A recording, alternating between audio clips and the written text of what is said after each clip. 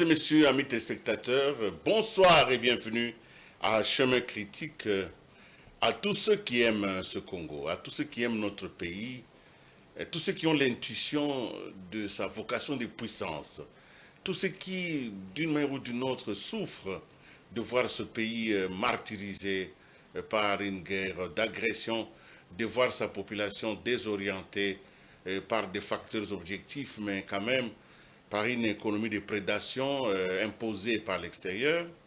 À vous tous qui aimez ce Congo, cette émission vous est dédiée parce que ce soir, nous allons nous reposer sur quelques certitudes.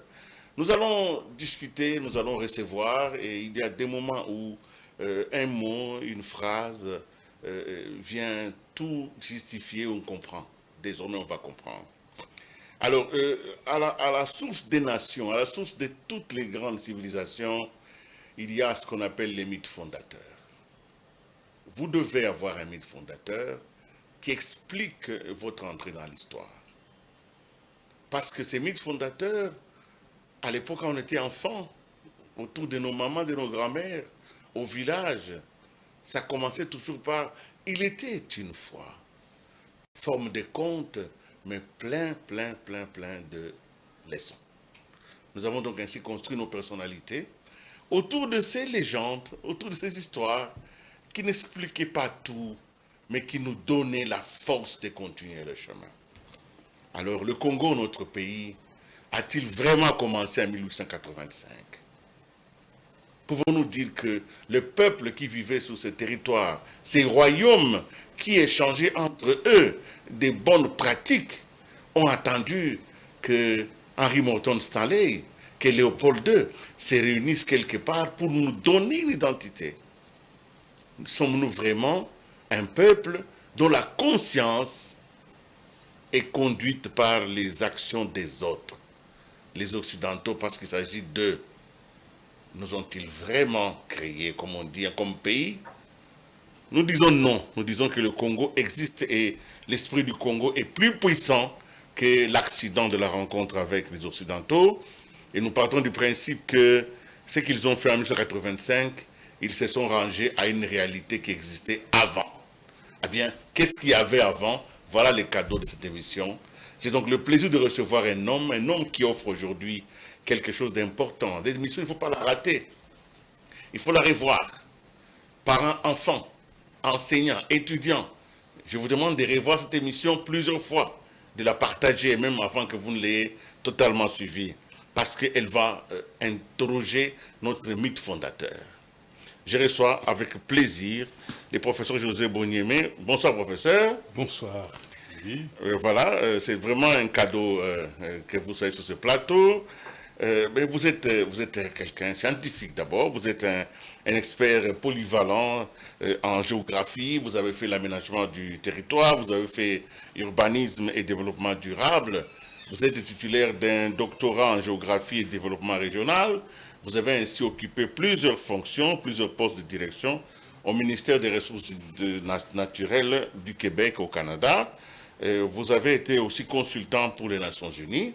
Et parce qu'il faut arriver à créer soi-même quelque chose, vous êtes fondateur de l'Institut de technologie appliquée de CAI en Haïti.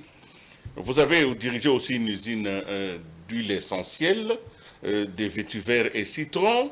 Vous avez aussi mis au point des process d'extraction des huiles essentielles, des PFNL. Vous êtes un conférencier international et auteur de nombreuses publications. Professeur, vous êtes enseignant dans plusieurs universités et aujourd'hui votre expertise, surtout dans la phytopathologie tropicale, vous permet d'agir sur des espaces comme les agroalimentaires, comme l'urbanisme et le développement. Vous êtes ici parce que vous avez, après une quarantaine d'années passées à l'étranger, revenu dans votre pays et vous y apportez quelque chose de merveilleux. Mais avant qu'on arrive au mythe fondateur, racontez-nous un peu de la petite histoire. Je sais que vous n'aimez pas beaucoup parler de vous, mais là vous êtes très jeune, vous êtes très enfant, vous êtes très petit, vous êtes au village, vous revenez de Belgique, première vacances chez votre grand-mère, il s'y passe quelque chose, peut-être c'est ça le déclic de ce qui va se passer plus tard. Professeur, vous avez la parole. Merci beaucoup. C'est un plaisir de partager avec vous ces moments et les moments qui nous permettent de nous regarder au fond de nous-mêmes et de se poser des questions. Nous ne pouvons pas être nous-mêmes si nous reconnaissons que notre existence, nous la devons, l'existence de notre nation, nous la devons à d'autres, notamment à des puissances colonisatrices. Alors, enfant, j'allais passer les vacances chez mes parents et je partais de chez un Belge, un bienfaiteur, qui m'avait pris Vous avez sous son adopté. aile. Oui. Alors, on a passé les vacances là-bas et un soir, nous avons fait un feu de camp. Et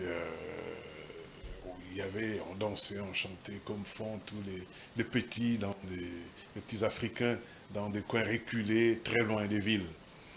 Et voilà qu'un de ces enfants qui faisait partie du groupe est venu jeter dans le feu un plastique d'emballage d'une chemise. Et j'étais pas content. Je lui ai demandé d'enlever ça. Et malheureusement, il a ramassé un morceau de bois Qui sont, oui. qu'il a essayé de soulever, le plastique qui brûlait en feu. Ça dégouline. Et ça, c'est tombé tout droit sur mes orteils. Et inutile de dire que ça m'a brûlé jusqu'à une brûlure de second degré. Qu'on a essayé de soigner. Malheureusement, l'infection a suivi. Donc, à coup d'antibiotiques, je ne sais pas si c'était périmé ou non, il n'y avait pas d'effet. Et il me restait juste 5 jours de vacances pour que je retourne chez le Belge Alfred Désir, pour ne pas le nommer. Et voilà que ma grand-mère est venue nous voir, la mère de ma maman est venue nous voir, surtout pour me dire au revoir. Et elle me trouve malade, je ne peux pas marcher, je boite, qu'est-ce qu'il y a? Oh, j'ai une brûlure qui s'est infectée, je ne peux même pas mettre des chaussures. Oh, qu'est-ce qu'elle était fâchée contre ma maman. Le blanc vous a envoyé l'enfant en bonne santé, vous voulez lui retourner l'enfant malade. Donc, avec sa colère, elle est allée derrière la maison, même pas 8 minutes, elle est revenue avec une plante dont elle a pris la racine pivotante. Elle a nettoyé, elle a pilé, ça a donné une matière gluante qu'elle a collée sur toute la plaie. Par la surface brûlée. Voilà. Et je lui ai posé la question, grand-mère. Elle dit, mettez le pansement. Je dis, oui, on va mettre, mais on renouvelle le pansement. Après 2 jours, après 3 jours. Elle dit, renouveler quoi? Il n'y a rien à renouveler. C'est une fois. Je vous assure que c'est ma grand-mère. Je lui dois beaucoup de respect, mais j'y croyais pas. N'est-ce pas? Alors finalement, ce qu'elle a demandé, nous l'avons exécuté. Et au bout de 5-6 jours, lorsque j'ai enlevé le pansement, c'était une croûte sèche, prête à tomber. Je veux dire, la guérison est faite. En un seul traitement. J'ai demandé à ma grand-mère qu'il ne faudra pas qu'elle me laisse partir sans que je sache c'est quoi cette plante miraculeuse. Et donc, Elle vous a donné la plante. Effectivement, elle me l'a montré, elle a nommé aussi, donc j'ai pris note. Mais je suis parti avec cette idée de, que je m'en moquais, et pourtant c'était elle qui détenait la vérité. La vérité, oui. Voyez-vous? Donc, lorsque l'on vient un peu guindé par notre culture pseudo-occidentale que nous avons adoptée, c'est une erreur.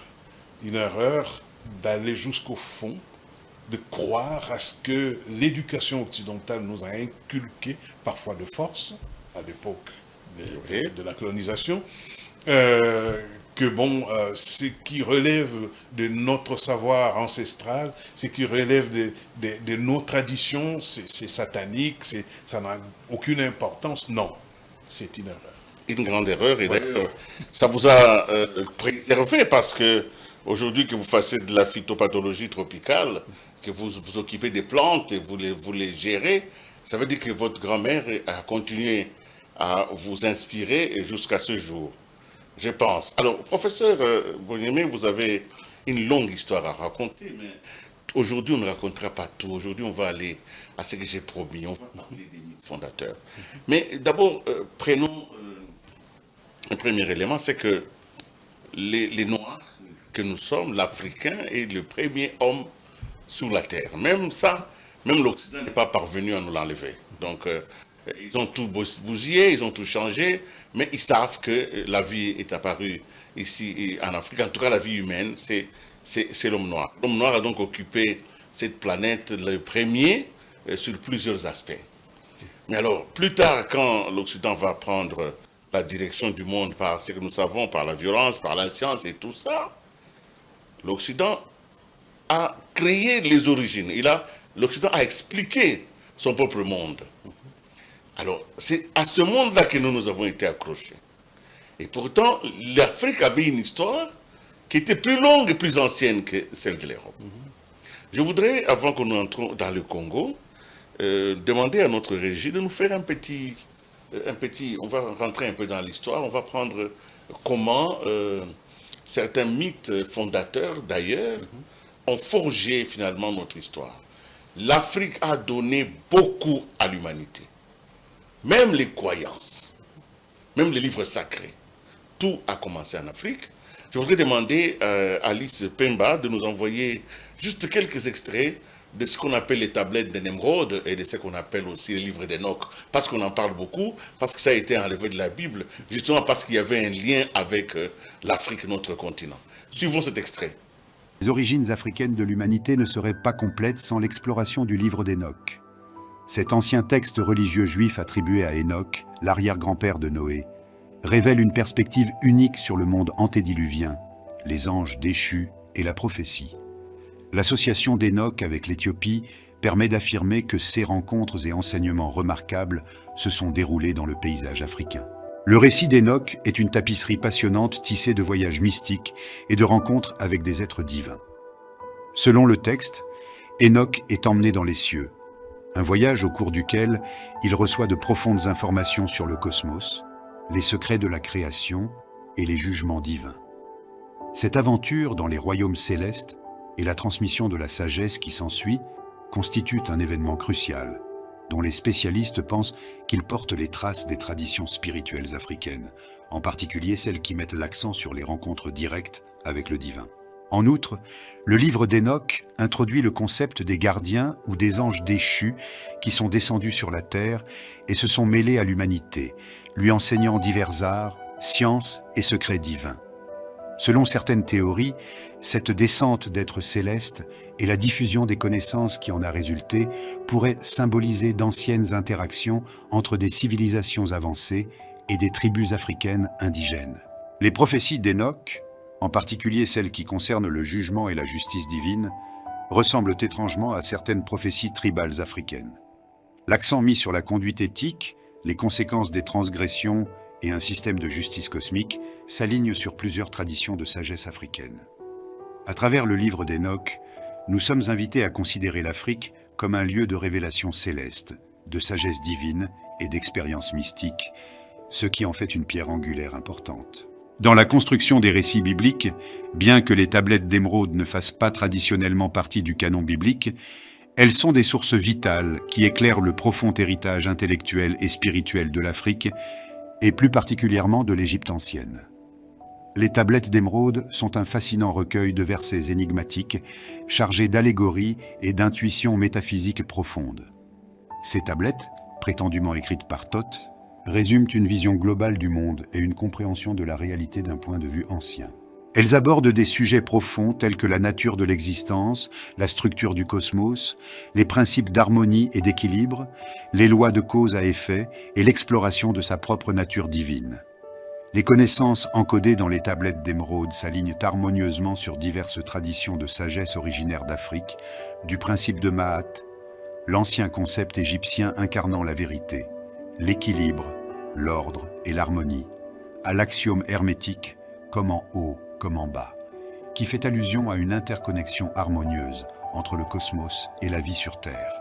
Ces enseignements portent l'empreinte indéniable de la pensée philosophique africaine. Les tablettes d'émeraude mentionnent également la civilisation perdue de l'Atlantide et sa chute, rappelant à l'humanité les dangers du manque d'harmonie et de l'abus de connaissances. Ces récits, bien qu'entourés de mythes et de légendes, ont des parallèles dans les traditions orales africaines, qui contiennent des mises en garde contre le déséquilibre et la désunion de la société. Poursuivant notre voyage dans la riche tapisserie des connaissances d'origine africaine, nous nous intéressons aux apocryphes, une collection de textes bibliques qui ne sont pas traditionnellement inclus dans le canon standard. Ces textes anciens, bien que souvent négligés, révèlent des liens profonds avec le continent africain et son influence sur la littérature biblique ancienne. Les apocryphes, qui signifient littéralement cachés en grec, sont constitués de nombreux livres, lettres et ouvrages de sagesse qui faisaient partie de la Septante, la traduction grecque de la Bible hébraïque. La Septante était largement utilisée en Afrique, en particulier dans des régions telles qu'Alexandrie, qui était un centre dynamique d'échanges intellectuels et spirituels pendant la période hellénistique. Voilà, c'était juste un extrait, peut-être qu'un film vous pourrez le trouver, qui est en circulation libre. C'est un extrait pour montrer quand même que l'Afrique ne peut pas avoir des complexes. Nous avons une histoire extraordinaire et nous devons la restituer. Et dans le cadre de notre pays, nous sommes, rappelez-vous ce que Lumumba disait, un jour viendra où l'histoire de l'Afrique du Congo sera écrite par les Congolais eux-mêmes. Aujourd'hui, nous avons la possibilité de ce qu'on appelle un mythe fondateur. Mais avant qu'on y arrive, parce que le professeur Bonyemé nous en apporte un et nous l'offre. Mais avant qu'on arrive à le décliner, pourquoi faut-il un mythe fondateur? Il faut un mythe fondateur car c'est un élément fédérateur. Un mythe fondateur est un ciment pour cimenter l'identité et l'unité d'un peuple. Il y a des peuples tels le peuple sud-africain, blancs et noirs sur des critères raciaux établis par les plus forts. Ils se sont fait la guerre des années et des années. Et ils ont fini par maintenant fonctionner ensemble. Effectivement, il n'y a rien de parfait sous les cieux, mais au moins ils travaillent ensemble grâce à leur mythe fondateur, le mythe fondateur de la nation arc-en-ciel. Prenons même les États-Unis. L'Est des États-Unis, l'Ouest ne s'entendaient pas. Le Far West, le Nord, le Sud ne s'entendaient pas. Mais ils ont fini par travailler ensemble à partir des pères de l'indépendance qui leur ont octroyé leur mythe fondateur. Que nous sommes un pays de réussite où tous les rêves américains sont permis. Effectivement. Donc les rêves américains, c'est les mythes fondateurs des États-Unis. Effectivement. Eh bien, on peut en multiplier. La France, ce pays qui aujourd'hui donneur des leçons, n'a pas toujours été ce qu'il est aujourd'hui. La France, nous ne l'oublions pas, elle fut monarchique. C'est en Europe la seule monarchie où on a eu à exécuter les rois et les reines, voire. Donc, il leur a fallu arriver à la Révolution française et se donner leur mythe qui est le pays de la liberté. Liberté, égalité, fraternité. Voilà. Toutes ces nations grandes et moins grandes, ont leur mythe fondateur. En ce qui concerne la République démocratique du Congo, nous ne l'avons pas. Nous ne l'avons pas tout simplement parce que l'histoire de la République démocratique du Congo est une histoire écrite par le monde occidental, pour les Congolais. C'est une histoire conçue par les Belges, pour la gloire, la magnitude du roi Léopold II, le roi des Belges. Et qu'a-t-on fait de nos rois? Et que les Lunda, les Pende, les Congo, les Kuba, les Luba, nous avions des rois. On n'en parle pas. On les a réduits à des chefs de tribu. Le chef de tribu, d'ailleurs, aujourd'hui situé au plus bas de l'administration de l'État. Effectivement. Voilà. Donc, il y a donc important. Pourquoi est-ce que quand vous regardez votre pays, le Congo, vous êtes resté longtemps à l'extérieur du pays. J'ai parlé tout à l'heure de l'intuition d'une vocation de puissance. Est-ce que le pays Congo ici est un pays destiné à la puissance? Qu'est-ce qui peut nous faire croire en cela? Très bien. Alors, pour répondre à cette question, essayons de faire la lecture dans le sens inverse. C'est-à-dire qu'au lieu de partir de qu'est-ce qui nous fait croire que nous sommes destinés à une puissance, allons-y dans le sens inverse. Qu'est-ce qui nous manque pour être une puissance? D'accord. Alors, la réponse, c'est qu'il n'y a rien qui manque à la République démocratique. Nous avons tout. Tout y est. Voilà. Mais pourquoi nous ne le sommes pas? Parce que nous n'avons pas de mythe fondateur. Parce que, entre autres, il nous manque un mythe fondateur. Nous sommes un peuple qui, bien qu'agressé à l'est du pays, nos agresseurs le savent bien. Ils savent bien que l'une des faiblesses de la RDC, c'est au niveau de l'unité.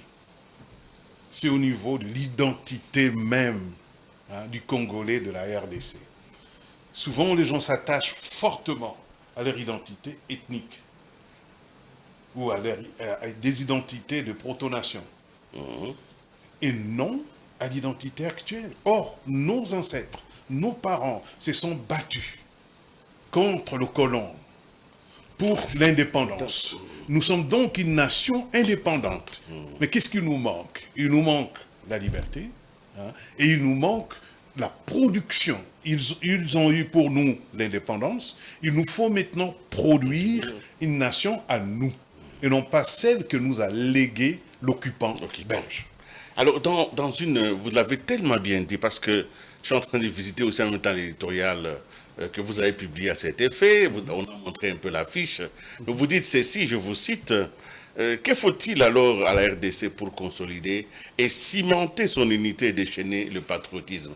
Vous y répondez, vous dites, par-delà ces facteurs comptables, il est un autre qui agit en profondeur par le façonnement des croyances, des valeurs et des comportements, en fournissant des explications et des récits qui viennent renforcer l'identité collective et influencer la vision commune du monde que développent diverses communautés de la nation congolaise en raffermissant le vivre en commun. Ces catalyseurs, vous l'avez appelé les mythes fondateurs. Et vous venez de le dire, que nous ne serons pas les premiers, beaucoup de pays ont les mythes fondateurs. Alors vous proposez un mythe. Je ne sais pas si vous proposez ou vous révélez, parce que vous savez, votre modestie, vous dites que je propose, mais en réalité, c'est une révélation que vous faites. Si vous étiez un pasteur, j'allais dire Alléluia, mais bon, nous ne sommes pas à l'église. Vous révélez un mythe fondateur. Vous dites effectivement, les ancêtres nous ont donné quelque chose. Alors, quel est le mythe fondateur de notre pays? C'est quoi le mythe fondateur du Congo? Bien. La question du mythe fondateur, ce n'est pas pour moi une réflexion récente. C'est une réflexion que je traîne depuis des décennies. Je veux dire, concrètement, j'ai commencé à y penser lorsque, un jour, je travaillais pour les Nations Unies, et plus précisément pour la FAO, que j'étais au Gabon, lors d'une soirée où il y avait tous les experts, qui étaient tous des ressortissants européens. J'étais le seul Africain. Parce qu'il y avait des Gabonais qui travaillaient avec nous, mais on les appelait les homologues. En termes d'experts, il y avait donc ces expatriés blancs et moi. Alors, ils se sont mis à parler de leur pays. Et lorsqu'il s'agissait de parler du Zaïre, à l'époque le pays s'appelait le Zaïre, je remarquais une certaine condescendance. C'était rien, c'était un pays sauvage, quoi. Oui, oui. Il y a un Belge qui a dit, un technicien belge, qui a dit, j'ai essayé de faire du travail avec des employés gabonais, mais non, ce sont des fainéants. Avec les Camerounais, ils ne sont pas honnêtes. J'ai essayé. Mais les meilleurs travailleurs, ce sont les Aïrois. et d'entendre un autre Belge lever la voix et dire, mais vous savez quoi, les Aïrois, mais c'est un peu grâce à la Belgique. Parce que non seulement que nous leur avons légué le pays, parce que ni qu'était le roi Léopold II, il n'y aurait pas le Zaïre.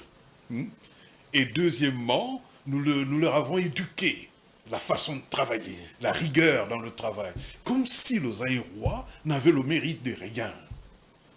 Alors je suis resté à penser, mais qu'est-ce qui leur donne le droit, ce droit, cette arrogance-là, ça vient d'où? Eh bien, avec le temps, j'ai même regardé dans des livres d'histoire avec lesquels on enseigne les enfants, et c'est, voilà, la République démocratique du Congo est née à partir de la conférence de Berlin. Et il est né, on l'a appelé, bon, le pays, on l'a appelé l'État indépendant du Congo. Indépendant de quoi? Indépendant de la colonisation. Ah oui, réellement? Eh bien, qu'est-ce qui s'est passé alors finalement? C'est la Belgique qui nous a... Ah non, ce n'était que de nom État indépendant, mais parce que c'était une propriété du roi Léopold II. Mais pour nous, je me demande comment nous arrivons, nous, intellectuels, nous, élites intellectuelles congolaises, nous arrivons à dormir les deux oreilles tranquilles et passer une bonne nuit quand nous sommes conscients, nous le savons, que et l'existence de notre pays et notre existence en tant que peuple, c'est d'autres qui prétendent les avoir façonnés, les avoir produits pour nous. Non, il faut que ça cesse. Il faut que ça cesse. Alors j'ai commencé au Canada à réfléchir là-dessus. Et je crois qu'aujourd'hui, ma réflexion est arrivée à terme. Voilà. Alors, je vais demander, je vais vous remettre ce petit papier. D'accord. Vous allez nous le dévoiler, parce que j'ai été impressionné, j'ai lu moi-même, mais je pense que nous allons nous restituer. Nous sommes au village, nous sommes autour de ces feux, le feu de votre grand-mère. Chacun de nous a déjà été au village, il a été autour des sages. Nous allons chacun de nous prendre l'élan. Nous rentrons chacun de nous et on va nous lire ces mythes, comment ils se dévoilent. Nous allons donc demander à la régie, si possible, de fixer sur le professeur et peut-être de mettre quelques petites images en filigrane sur l'Afrique et les mythes, sans d'abord citer l'essentiel. Nous allons le suivre. Très bien. Alors le mythe fondateur de la République démocratique, tel que je l'offre, s'appelle le cœur battant de l'Afrique. La République démocratique du Congo, le cœur battant de l'Afrique. Au commencement des temps, le grand esprit de la création façonna un immense cœur au centre du continent africain. Ce cœur, fait de terres fertiles, de forêts luxuriantes, de sous-sols riches et de fleuves puissants, était destiné à donner vie et force à tout le continent. Le grand esprit de la création confia la garde de ce cœur à 4 géants bienveillants. 1. Le géant Mongre, le géant des forêts, gardien de la biodiversité et de la sagesse ancestrale. 2. Le géant Congo, le géant des fleuves, maître des eaux et de la communication entre les peuples. 3. Le géant Luba, le géant des savanes, protecteur de l'agriculture et de l'harmonie communautaire. 4. Le géant Lunda, le géant des montagnes, gardien des richesses minérales et de la force intérieure. Ces 4 géants travaillaient en harmonie, veillant sur le cœur de l'Afrique et nourrissant le continent de son énergie vitale. Sous leur protection, de peuples divers s'installèrent sur ces terres bénies, apportant chacun leur langue, leur tradition et leur savoir-faire. Un jour, des étrangers venus d'au-delà des mers découvrirent ce cœur battant et convoitèrent ses richesses. Ils tentèrent de diviser le peuple et d'affaiblir les géants. Le cœur de l'Afrique saigna, mais ne cessa jamais de battre. Après de longues années de souffrance, le peuple du cœur se souvinrent, dès l'enseignement des géants, l'unité dans la diversité et la force de toutes, et la source, je veux dire, de toute force. ils se rassemblèrent, transcendant leurs différences, et formèrent une nation nouvelle, la République démocratique du Congo.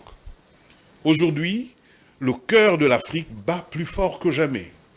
Les Congolais héritiers des 4 géants ont la responsabilité sacrée de protéger ce cœur, de le faire prospérer et de partager son énergie avec tout le continent et le monde entier. Merci, merci. Vraiment, j'aurais pu vous applaudir si je n'étais pas seul sur ce plateau. Merci beaucoup, professeur Boniemé. Merci. Vous savez, hier, on en a parlé en préparant l'émission. Je suis allé réfléchir autour de moi. J'ai dit, mais c'est quelque chose d'extrêmement important. Alors, j'ai pris le texte, j'ai envoyé à un artiste. J'ai dit, mais écoutez, demain, je vais recevoir un homme des grandeurs. Si jamais ce qu'il a dit pouvait être dessiné, si les 4 géants qui contiennent notre pays dans cet espace, d'ailleurs, tous les Congolais sont conscients qu'aucun mètre carré ne doit être donné à l'étranger. C'est parce qu'insufflé par ces 4 géants. Alors, je vais vous faire la surprise, vous allez être étonné. L'artiste, c'est Maître Kadi. Il m'a envoyé un dessin magnifique. Je vais demander à la régie de me mettre les dessins que Maître Kadi nous propose sur les 4 géants qui protègent l'Afrique. L'RDC, voilà. Très bien. Donc nous avons là notre pays avec les quatre géants. Vous avez les géants Mongo, vous l'avez vu, les géants Mongo qui est à gauche au-dessus, les géants des forêts, gardiens de la biodiversité et de la sagesse ancestrale. Il est là, il est debout, il est puissant. Vous avez un peu plus bas les géants Luba, les géants Congo, les géants des fleuves, maîtres des eaux et de la communication entre les peuples. Vous avez les géants Luba, les géants des savanes, protecteurs de l'agriculture et de l'harmonie communautaire. Et vous avez les géants Lunda, des montagnes, gardiens des richesses minérales et de la forêt intérieure. Alors quand il m'a envoyé ce dessin, moi je n'étais pas avec lui, je ne l'ai pas rencontré physiquement parce que je lui ai seulement communiqué. Il me dit, mais vous devez m'expliquer un tout petit peu. Mais il n'y a pas les Bas-Swahili ici. J'ai dit, mais non, justement parce que le Swahili est une langue étrangère qui est venue par les Arabes. Et d'ailleurs, il n'y a personne qui a le Swahili comme langue maternelle. Chacun parle le Swahili, mais il parle les Chi, il parle le Nande, il parle les Lubakat, il parle les Lingala. C'est une langue qui s'est propagée, mais qui est venue de l'autre côté. Les véritables langues, la force des puissances, sont les 4 êtres géants, les géants. C'est un mythe fondateur. Ça veut dire quoi? Nous adhérons à une construction mentale pour qu'elle nous influence de manière positive. Alors, pourquoi les 4? D'abord, commençons pour les 4. Alors, je vais demander qu'on nous montre un seul, d'abord, les géants Mongo. Si Lisa a pu mettre à côté les géants Mongo, il peut le mettre. Voilà, c'est celui. Voilà, il est magnifique, il est beau. C'est un roi, un véritable roi. Oui. Alors, les géants Mongo, c'est quoi? Vous avez dit que c'est les géants de la forêt, gardiens de la biodiversité et de la sagesse ancestrale. Comment nous faisons cela? Comment vous parvenez à mettre un lien entre l'espace géographique où se développe cette culture et l'être qui est censé le protéger? Très bien. Il faut dire que nous allons puiser dans le savoir les connaissances de nos ancêtres. Et nos ancêtres, non seulement au Congo, mais nos ancêtres africains, tous ceux qui sont sortis de Kemet. Nos ancêtres disaient tout l'univers, tout le monde qui nous entoure et là où nous vivons n'est fait que de 4 types d'énergie. Il y a l'énergie de l'air, l'énergie de la terre, l'énergie du feu et l'énergie de l'eau. Le géant Mongo, c'est l'énergie de l'air. Et pourquoi est-ce que c'est l'énergie de l'air? Parce que c'est le gardien de forêts. Les forêts naissent de la terre, mais vivent de l'air, de ce qui est dans l'atmosphère. N'est-ce pas? Ils viennent de la terre, voilà. Mais ils vivent de ce qui est dans l'atmosphère. Absolument. Oh, magnifique. Nous allons continuer, on ne va pas tout dire aujourd'hui. Très Hein. bien. Alors, nous allons mettre les géants Congo, si Très possible. On va nous expliquer un tout petit peu. Voilà notre mythe fondateur qui est en train de se mettre en place. Voilà, il est majestueux, Effectivement. c'est les géants Congo. Et j'ai vraiment félicité Kadi parce qu'il a perçu ce que nous voulions. Il a mis un homme puissant, habillé vraiment comme un roi, mais surtout, avec une grande sévérité dans le regard. Alors, c'est quoi les géants Congo? Lui, c'est quoi par rapport aux 4 éléments? Alors le géant Congo, c'est donc le géant Des fleuves, des fleuves, donc maître le des géant eaux et de la communication entre les géant de peuples. l'élément eau. Voilà, N'est-ce pas? donc c'est l'eau. C'est dans les connaissances de nos ancêtres, c'est l'élément eau. D'ailleurs, il y a beaucoup de marins. Hein? Et non seulement qu'il y a beaucoup de marées, remarque bien, le puissant fleuve Congo, qui charrie à partir de Lualaba jusqu'à... Où est-ce qu'il va se jeter? Il va se jeter Dans les les terres où Congo. règne le géant Congo. Et notre pays, si un temps soit peu a une petite ouverture à la mer, c'est où? C'est de la barre dans ces Dans le régions. territoire du géant Congo. Congo, n'est-ce pas?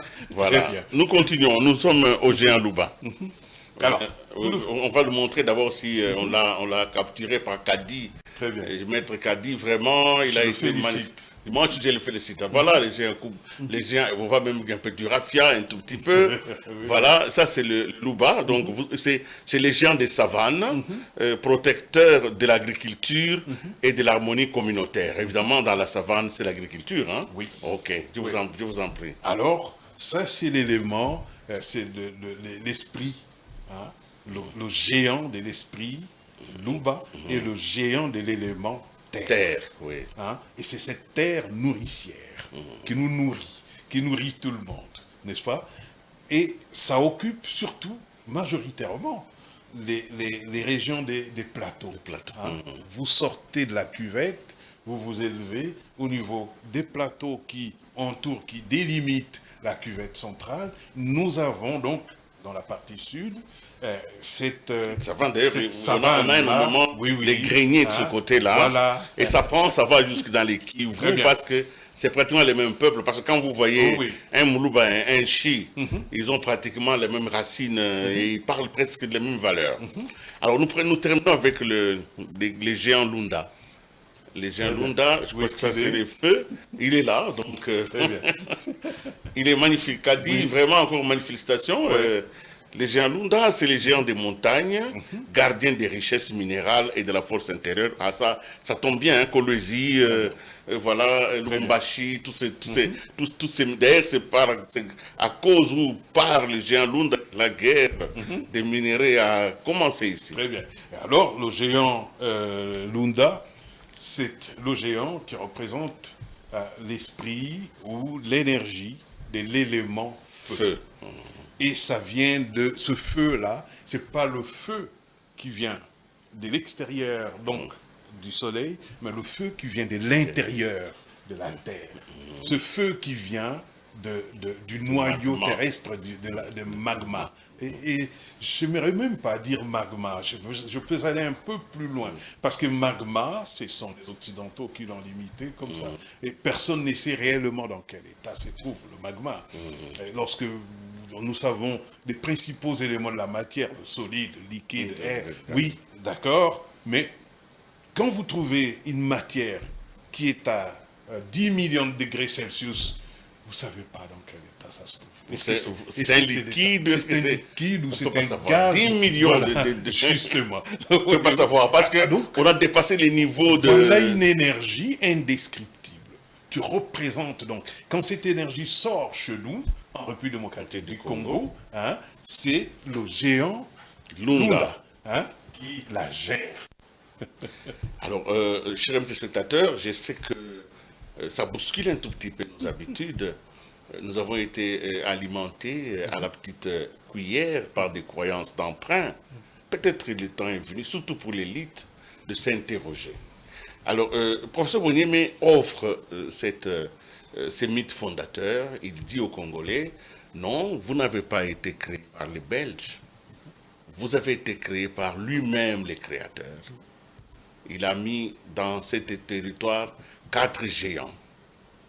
les géants de la terre, les géants de l'eau, les géants de l'air et les géants du feu.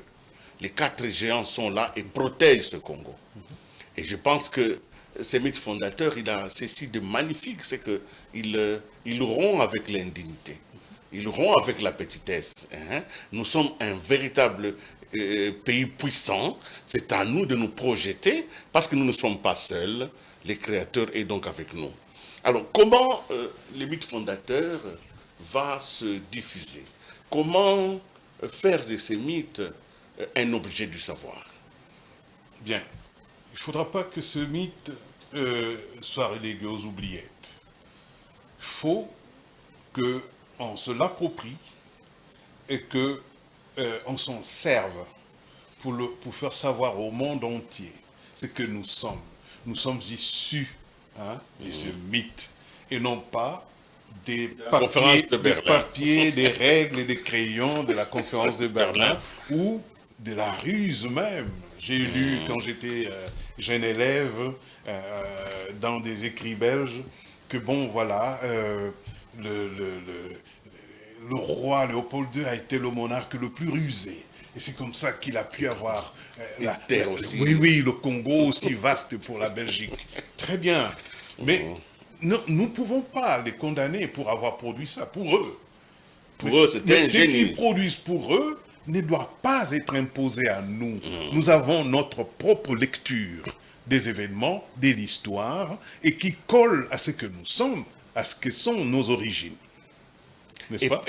Alors, pour diffuser cela, il faut que de comme vient de faire Kadi, que nos artistes se saisissent de ce mythe fondateur et qu'ils diffusent en puisant dans leur créativité. Il faut que nos jeunes cessent d'apprendre par cœur. Voilà, le roi Léopold II a donné à la Belgique et nous a légué, nous reléguant, nous, au rang des simples occupants du territoire.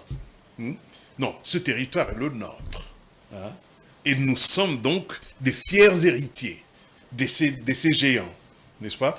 Donc, il faut que les enfants apprennent ça dès le bas âge. Ils doivent apprendre cela. Et d'ailleurs, on n'a peut-être pas le temps de tout dire, mais aujourd'hui, c'était l'annonce. Et vous avez compris qu'en peu de temps, le mythe est en train de faire déjà son effet. Alors, vous dites dans votre éditorial que le mythe fondateur va consolider l'unité nationale. Très bien. Je vous en prie, expliquez un tout petit peu. Oui. Aujourd'hui, moi j'étais, je pense, déjà au Canada, lorsque j'ai appris des événements malheureux où il y avait des Zaïrois qui, au Zaïre, étaient devenus des réfugiés parce qu'on les a chassés d'une autre province zaïroise. Ça n'avait, pour moi, aucun sens, aucune logique. Et pourquoi? Parce qu'on ne se sent pas unis, on n'a pas une identité commune. Et pourquoi n'avons-nous pas d'identité commune? Parce que les ennemis, le colon, ils ont travaillé là-dessus, savamment, en disant, oui, ils réclament l'indépendance, allez-y. Mais ce que nous avons sémé là ne leur permettra pas de fonctionner comme un seul homme dans une seule nation. Okay? Or, si nous nous approprions et nous nous imprégnons de ce mythe fondateur, nous comprendrons d'abord le sens même de l'unité, c'est que les 4 géants travaillaient ensemble, en collaboration. Ce n'étaient pas des ennemis, ils défendaient un bien commun. Ils ne travaillaient pas chacun isolé de l'autre. Donc, il faut travailler ensemble. Travailler ensemble implique de rester unis. Rester unis implique surtout que nous avons les mêmes origines.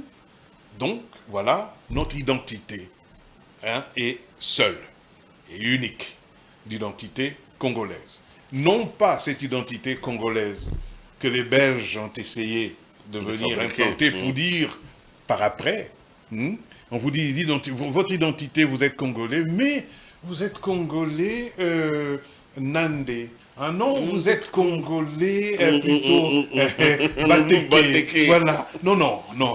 Nous sommes Congolais. Nous sommes Congolais, hein, et héritiers de ces 4 géants, des géants des 4... Parmi les autres valeurs que vous défendez par rapport au mythe fondateur, vous dites que ça va éveiller la conscience écologique.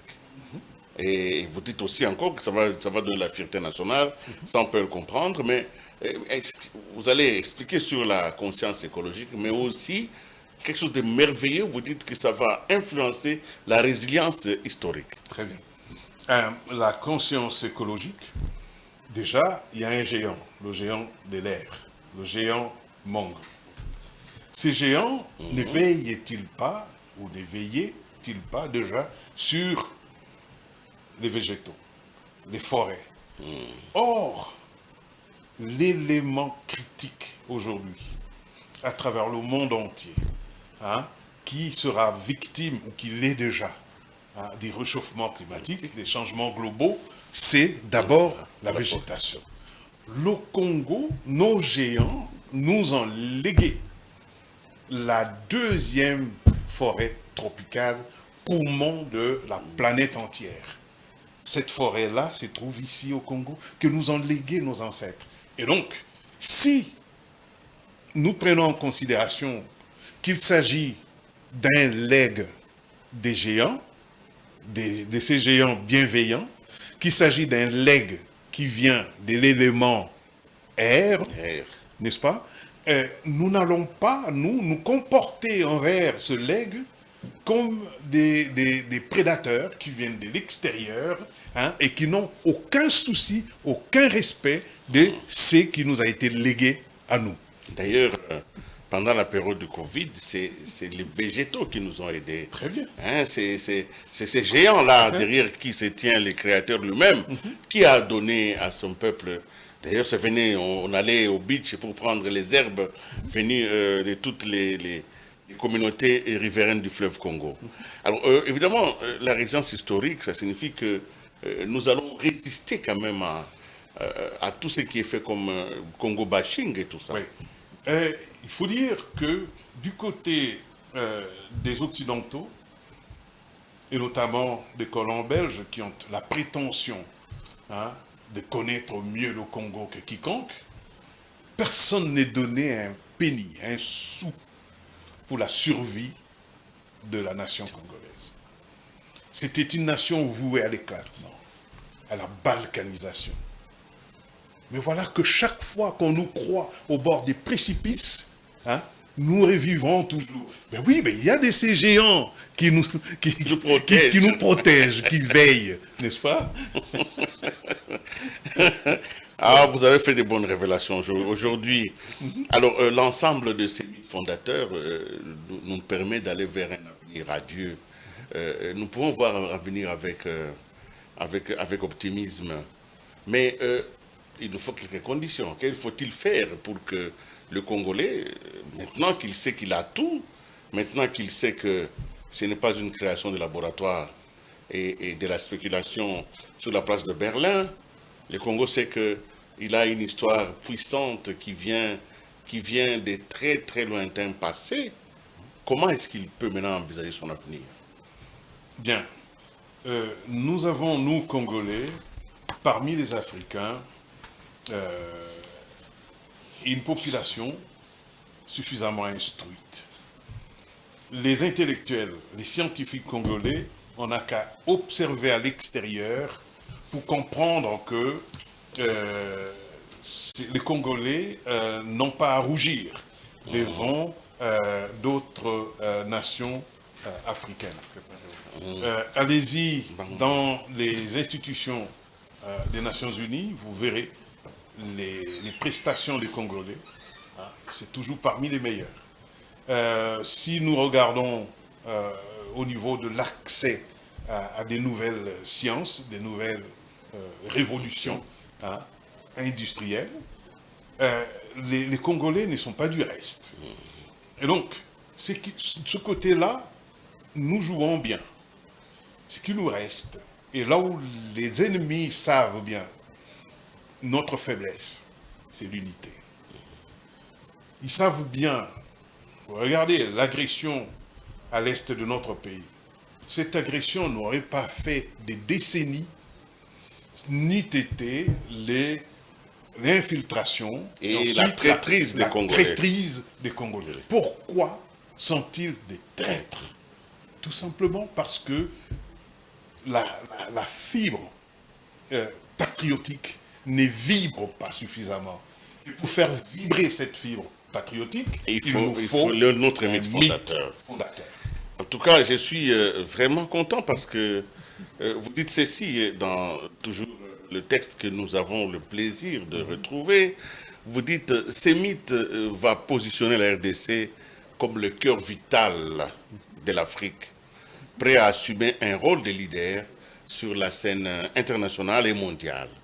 Ces mythes va offrir une vision où la diversité est une force, où les richesses naturelles sont un héritage à protéger et où l'histoire douloureuse devient le terreau d'un avenir glorieux. Et vous dites toujours, et je suis content de vous citer, le temps est venu pour la RDC de s'approprier son histoire, de célébrer son identité unique et de battre au rythme de son propre mythe fondateur. C'est ainsi que la nation congolaise pourra véritablement bâtir son identité, s'épanouir et réaliser son immense potentiel au nom et au profit de son peuple. Professeur, vous avez été vraiment d'une grande générosité. Ce Congo que vous aimez, nous l'aimons aussi. Alors, parce que nous aimons le Congo, nous allons faire un hymne à ce Congo en suivant ces images. De l'Afrique existe une terre aux multiples trésors à découvrir.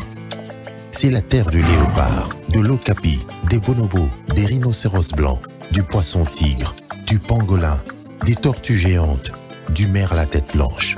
C'est la terre d'une gastronomie aux 1000 saveurs.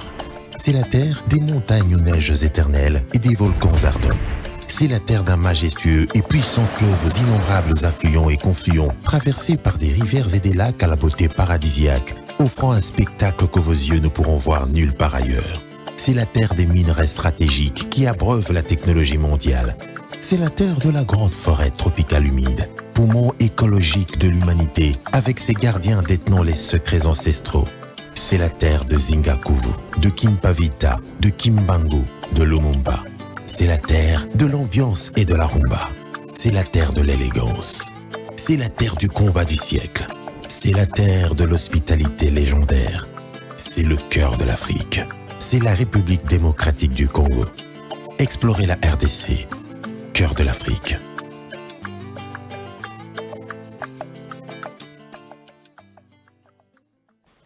Voilà, la terre de l'Afrique, où aujourd'hui nous savons que c'est la terre des géants.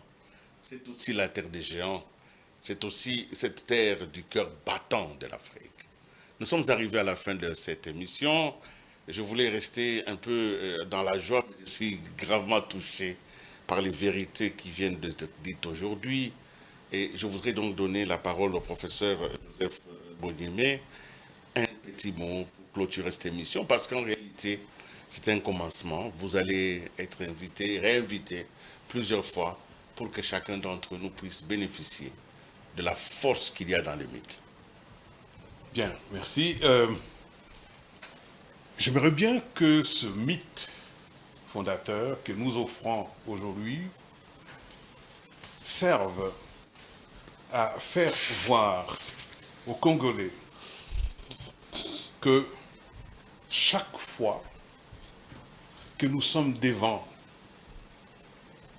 les divergences, et oui, parce que c'est un pays où il y a les opposés, le feu, l'eau, il y a tout. Chaque fois que l'on est devant ces divergences, le mythe fondateur viendra nous dire, faites attention, je suis là, comme le point de convergence. Chaque fois que les réalités critiques nous ont mis devant des carrefours et que nous allons tenter, ou même que nous avons tenté de prendre des chemins divergents, malheureusement, ou heureusement beaucoup plus pour nous, Congolais, malheureusement pour les ennemis, nous avons abouti à des jonctions. Donc, des carrefours aux jonctions, des divergences aux convergences, voilà ce à quoi va servir le mythe fondateur. Nous en avions déjà un peu conscience, un tout petit peu, parce que les Congolais disent toujours que les dialogues, la concertation, quand les Congolais sont entre eux-mêmes, ils finissent par s'entendre. C'est parce que justement, des 4 éléments de la nature, nous avons puisé un 5e qui est celui de la convergence et de l'équilibre. Mesdames et messieurs, merci de votre fidélité. Le cœur battant d'Afrique, voilà le mythe fondateur de notre nation, avec 4 géants dans lequel nous allons tous nous retrouver. Nous espérons que cette émission vous a plu, mais nous vous recommandons de la revoir et de la diffuser autour de vous. Nous remercions sincèrement l'artiste qui nous a accompagnés, Maître Kadi. Nous espérons dans les jours qui viennent qu'il va encore davantage approfondir sa plume et son écriture pour que, même si me parle bande dessinée, l'histoire des 4 géants puisse être connue dans notre pays et que les enfants grandissent déjà avec l'idée qu'ils sont sous l'ombre des géants. Mesdames et messieurs, le Congo est un géant. Vous, vous êtes des géants aussi. Alors levez-vous, cessez de vous plaindre, regardez, vous verrez qu'autour de vous, les géants, lui, vous a précédé. Au revoir et à la prochaine.